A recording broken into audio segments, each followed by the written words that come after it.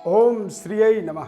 नमस्कार, जय माता दी। मैं एस्ट्रो अरविंद आप सभी का अपने इस खास कार्यक्रम बहुत बहुत स्वागत करता हूं। मकर राशि नवंबर माह 2020 मासिक राशिफल का विश्लेषण करेंगे। नवंबर माह में त्योहारों का विश्लेषण बताएंगे। हमारे कार्यक्रम को आपको अंत तक देखना होगा, तभी आप अपने जीवन की महत्वपूर्ण रणनीति को यहाँ पर प्राप्त कर पाएंगे। मकर राशि के जातकों के जीवन में नवंबर माह में गोचर ग्रह स्थिति का किस तरह से प्रभाव रहेगा। सबसे पहले हम नवंबर माह में होने वाले त्योहारों का विश्लेषण बताते हैं। 13 नवंबर को धनतेरस एवं छोटी दीपावली, 14 नवंबर को दीपावली और 15 नवंबर को गोवर्धन पूजा, 16 नवंबर को भैया दूज का त्यौहार, 25 नवंबर को देव उठनी एकादशी और 30 नवंबर को कार्तिक पूर्णिमा का त्यौहार इस नवंबर माह में मनाया जाएगा। मकर राशि वाले जातकों के जीवन में गोचर ग्रह स्थिति देखेंगे तो मकर राशि में शनि ग्रह विचरण कर रहे हैं। मीन राशि यानी तृतीय भाव में मंगल ग्रह विचरण करेंगे, पंचम भाव में राहु और भाग्य में शुक्र ग्रह नीच का होकर के विचरण कर रहे हैं। 10वें घर में सूर्य और बुध बुधादित्य योग बना रहे हैं और एकादश भाव में केतु ग्रह भ्रमण करेंगे। द्वादश भाव में धनु राशि में 20 नवंबर तक देव गुरु बृहस्पति भ्रमण करेंगे। इस नवंबर माह मकर राशि वालों के लिए इसलिए खास रहेगा क्योंकि देव गुरु बृहस्पति मकर राशि में आएंगे, यानी मकर राशि वाले जातकों के जीवन में व्यापारिक व्यवस्था को सुदृढ़ बनाने का एक सकारात्मक ताकत यहाँ पर आपको प्राप्त होगा।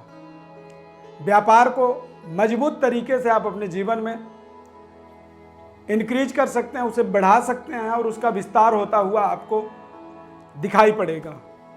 बस आपको करना यह है कि अच्छे डिसीजन लेना होगा, अच्छे निर्णय लेना होगा और जब आप अच्छे निर्णय लेते हैं तो आपको अपने जीवन के अंदर बेहतर चमत्कारिक एक उन्नति दिखाई पड़ता है।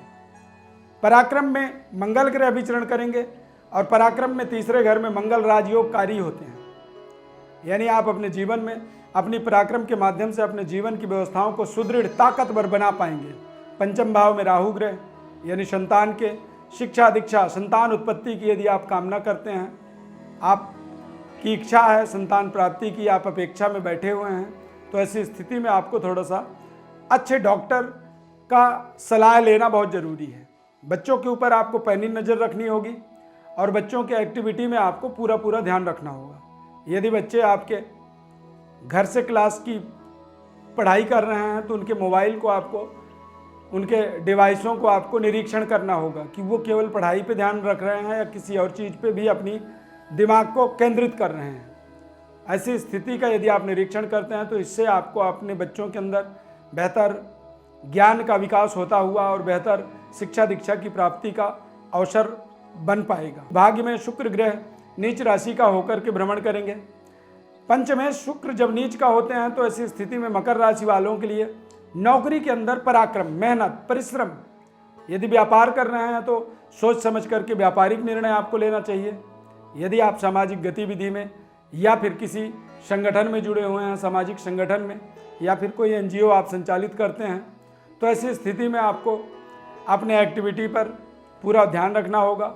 सरकार का आपको पूरा सहयोग मिलेगा, लेकिन सरकारी किसी भी कार्य के ऊपर आपका रुकावट नहीं होना चाहिए। किसी सरकारी कर्मचारी के कार्य में आपको बाधा नहीं उत्पन्न करना है और सकारात्मक तरीके से आगे बढ़ने का आपको प्रयास करना है। अष्टमेश सूर्य ग्रह नीच का होकर के 16 नवंबर तक भ्रमण करेंगे दशमस्थ 10th हाउस में, यानी माता पिता की सेहत स्वास्थ्य का आपको ध्यान रखना होगा। माता पिता के आशीर्वाद के माध्यम से ही आप अपने कार्य क्षेत्र का, अपने व्यापार क्षेत्र का उन्नति कर पाएंगे, यानी माता पिता के साथ आपके तालमेल बेहतर बने रहें, इस बात का आपको पूरा अपने जीवन में ध्यान रखना होगा।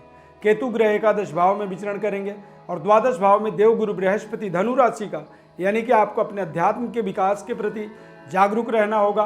धर्म कार्यों से भी आप जुड़ सकते हैं। नवंबर के महीने में दीपावली का पावन पर्व है।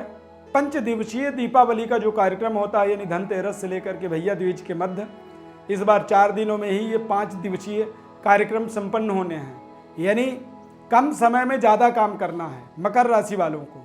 मकर राशि में शनि की 7.5 का भी प्रभाव बना हुआ है। मकर राशि के जातक अपने भाग्य को ताकतवर बनाने के लिए पन्ना रत्न का प्रयोग कर सकते हैं। बच्चों के अच्छे शिक्षा दीक्षा, बच्चों की परवरिश के लिए, या फिर मैरिड लाइफ को शुभारंभ करने के लिए, शीघ्र विवाह के लिए ओपल रत्न का या फिर हीरा रत्न का आपको प्रयोग करना चाहिए। अच्छे पद प्रतिष्ठा या गवर्नमेंट जॉब में जुड़ने के लिए आपको शिलोनी नीलम रत्न का प्रयोग करना चाहिए। प्रिय दर्शकों, यदि आप अपने जीवन में किसी भी तरह की कोई समस्या देख रहे हैं, कोई सवाल आपके मन में बन रहा है, ऐसी स्थिति में आप सवाल करना चाहते हैं, निसंकोच होकर के हमारे व्हाट्सएप नंबर पर अपनी बर्थ डिटेल लिख करके भेजें। हम आपको अपने तरफ से जिम्मेदारी पूर्वक संपूर्ण विश्लेषण और कॉल करके आपको आपके सवाल का पूर्ण जिम्मेदारी से जवाब देंगे, सटीक विश्लेषण बताएंगे।